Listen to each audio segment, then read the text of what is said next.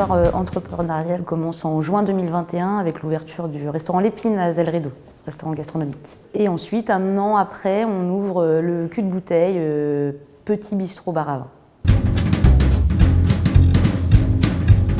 Pour L'Épine, on a voulu un restaurant gastronomique décontracté, vraiment des produits frais, locaux. Le Cul de Bouteille, c'est vraiment un lieu où on va se retrouver dans l'idée la convivialité, bien manger, un peu épicurien. On ne travaille que des produits locaux, hormis les poissons qu'on va aller chercher. Bien sûr, parce qu'on a très peu de poissons de rivière aujourd'hui, il faut le savoir. Donc forcément, on n'est pas au bord de la côte, mais tous les produits locaux, ils sont vraiment dans un rayon de 10 km. Que ce soit la farine qu'on utilise au restaurant, on a une cousine qui est donc agricultrice, meunière en même temps. De l'autre côté, on va aller chercher notre andouillette à Linière de Touraine, chez notre boucher, Monsieur Vasseur. On a vraiment une vraie synergie. La Caisse d'épargne, c'est réellement la seule banque qui nous ait réellement suivis.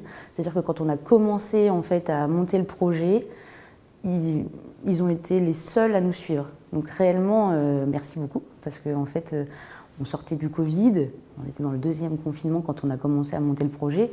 Ça pouvait paraître assez fou finalement de se dire bon, c'est notre tour, on se lance. Mais au final, personne ne nous suivait sauf la Caisse d'épargne. Donc on a été super bien accompagnés tout le temps. Dès qu'on a un projet, on en parle. On nous dit peut-être, pourquoi pas, oui. Dans mon souvenir, on monte le dossier, on envoie notre projet et le projet ensuite, vous l'analysez et en 3 semaines, je pense que c'était analysé. Très rapide aussi les financements pour le Cul de Bouteille. Alors à chaque fois, on avait un apport, donc forcément, tout de suite, on nous a suivis. Moi, ce que j'aime à la Caisse d'épargne, c'est la réactivité. Clairement, ma chargée pro, je l'appelle, elle est tout le temps là. C'est-à-dire que je l'appelle, elle ne va pas me laisser une demi-journée en attente, elle me rappelle. Oui, bonjour Wendy, qu'est-ce que je peux faire pour vous? Ah bah voilà, j'ai une question, j'ai ci, j'ai ça, est-ce qu'on peut mettre quelque chose en place? S'il y a quelque chose que je ne sais pas, elle va aller se renseigner pour moi.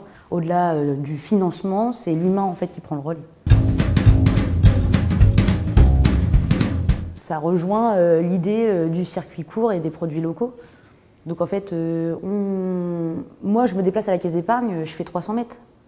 On reste en grande couronne de Tours, donc on reste à la campagne, mais je n'ai pas été chercher une banque, mettons, à 20 km de chez moi.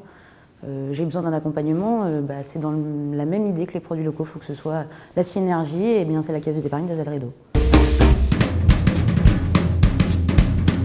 Je pense qu'il faut oser quitte à finalement pas réussir, mais si on n'essaye pas, on ne peut pas savoir. Donc il faut oser, et puis on est tous au même niveau, hein. Pourquoi plus les hommes que les femmes